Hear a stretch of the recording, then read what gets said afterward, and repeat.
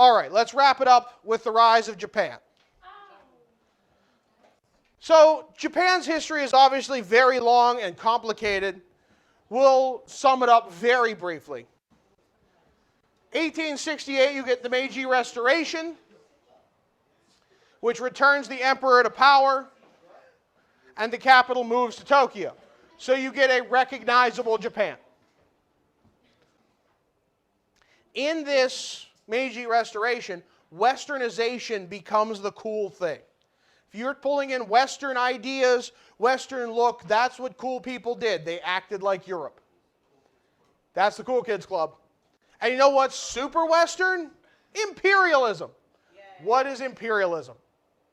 Colonizing others for the purpose of right, for power, right? For purposes of the army. So Japan extends control to Korea, to Taiwan, and begins to add pieces of China. In 1905, they win the Russo-Japanese War as a massive underdog. That gives them respect. But fighting in World War I, only to be ignored at the Treaty of Versailles, shows that Europe doesn't think of them as equals. So Japan is also affected by the Great Depression. Japan had a lot of investments, and when the stock market crashed, it lost a lot of money too. People begin to panic. Japan becomes very militaristic. The military is the only part of Japan that isn't suffering. They're still well funded, and therefore the Japanese people embrace that. There are 3 people behind all of this. Make sure you get Japan becomes militaristic. After that, you should be good. That's the takeaway. Emperor Hirohito. The emperor is God on earth. His word is law.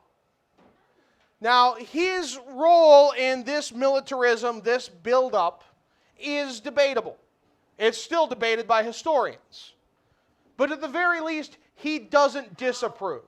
Because if he said stop, everyone would have. Hideki Tojo is usually the one who is mostly blamed. He's the prime minister at the time, and he's the one doing the day-to-day operations.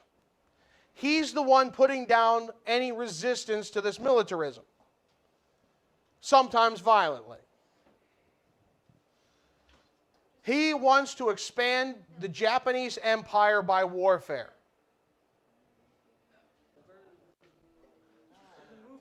And finally, Isoroku Yamamoto. Yamamoto is head of the Japanese Navy, and he is the mastermind behind Japan's early successes. The rest of Japan thinks they're pretty awesome. They beat Russia. They won in World War I. They've taken these colonies. They feel unbeatable. Yamamoto is the only one who's saying that there are wars Japan could lose. There are fights Japan should not pick. He's probably the only person with any kind of power actually saying that. 1931, we get the first step for Japan. It's called the Manchurian Incident. In Manchuria, in China, there's a Japanese-owned railroad, and a group of rebellious Japanese officers who feel they should be doing more blows up part of this railroad. The Japanese army blames China and invades and conquers the entire state of Manchuria before they realize it was a mistake. Before the Japanese government says, whoa, whoa, army, you just attacked someone who didn't do anything. And they basically say, well, too late now, and they set up a puppet state called Manchukuo. They wanted to, so they did. They found an excuse. After a few years, we get a follow-up. The Sino-Japanese War. Sino means Chinese. Just like we had Russo-Japanese or Franco-Prussian, Sino means Chinese. So this is a war between China and Japan. Japan decides it needs more land for its growing population. Can't imagine where I've heard that before. And it begins a massive expansion.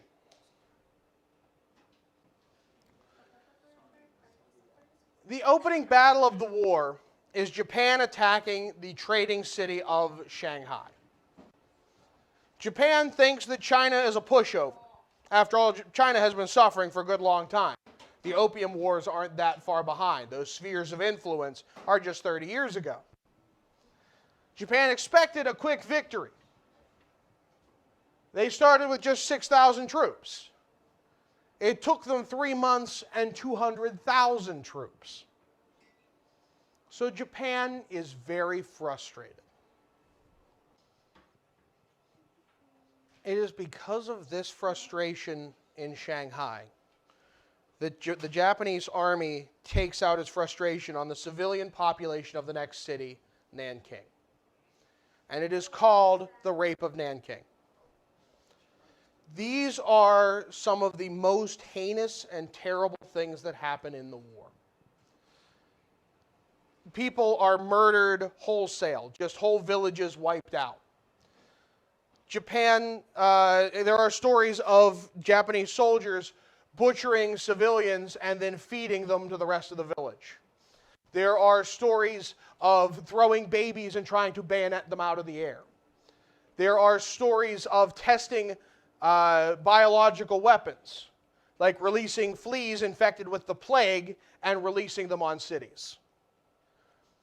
There are things, they called them comfort women. And these women were imprisoned and raped by soldiers multiple times a day, every day. Some women estimated that they had been raped 70,000 times in the few years they were in captivity. It is among the worst atrocities committed in the modern age. And Japan does not teach this in schools. Many Japanese history classes end before World War II to deliberately avoid teaching this. It is not in their textbooks. It is not talked about. Now, even now, we get some basic footnotes, but that's it. In 1993, the Japanese Prime Minister offered something like an apology. Not an official state apology, just a personal one. And he was attacked relentlessly in the Japanese press. It is not something they want to admit happened. Every year on the anniversary of the end of World War II, the Japanese Prime Minister goes to a shrine to celebrate all those Japanese who fought in World War II. It makes no difference between those who did not commit war crimes and those who did. And so the rest of the world in the area, Korea, China, so on, has major problems with this. And that's why they have animosity towards Japan, especially when it comes to like international alliances. And Japan never seems to understand why there's a problem. Because they don't talk about this. They ignore it. Whereas the Germans, every student, as of a couple years ago, was required to visit a Holocaust camp, a concentration camp, before they graduated. It's part of their education. It's part of remembering. It's a big difference. So China is now resisting, and that's all that they're left at. So Japan is struggling to take all of China. China knows it cannot win major battles, so it's just fighting guerrilla war, survive. Wait for help. But Japan realizes they don't need all of China. Their goal now is to become resource independent. So they don't have to rely on any other country but themselves for resources. And that's when they take on French Indochina, modern-day Vietnam, Cambodia, and Laos. It was a French colony at the time. And when Japan attacks a colony owned by a European ally, we stop sending them oil. We refuse to sell to them because we're closer friends with France. This is kind of important. So if you don't get it down exactly, summarize it. This and the next slide are kind of important.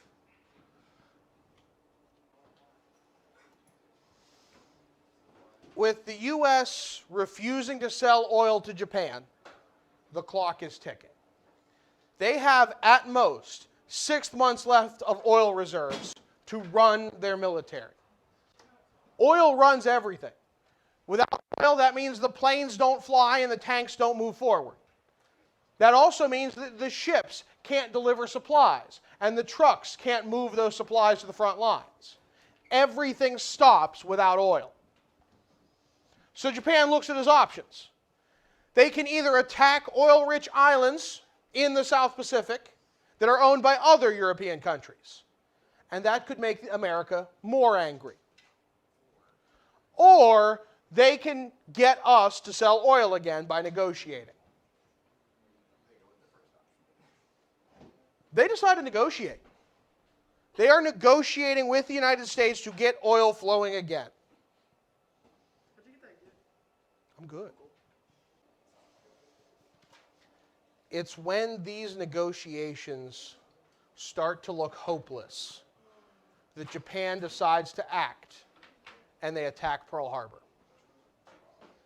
December 7th, 1941. And they figured if they bloodied us bad enough, they could either take over those islands without us acting, or keep us out of the war in general.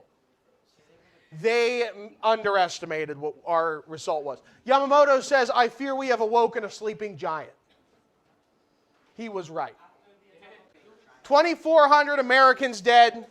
It is the worst loss of life in American history until 9/11.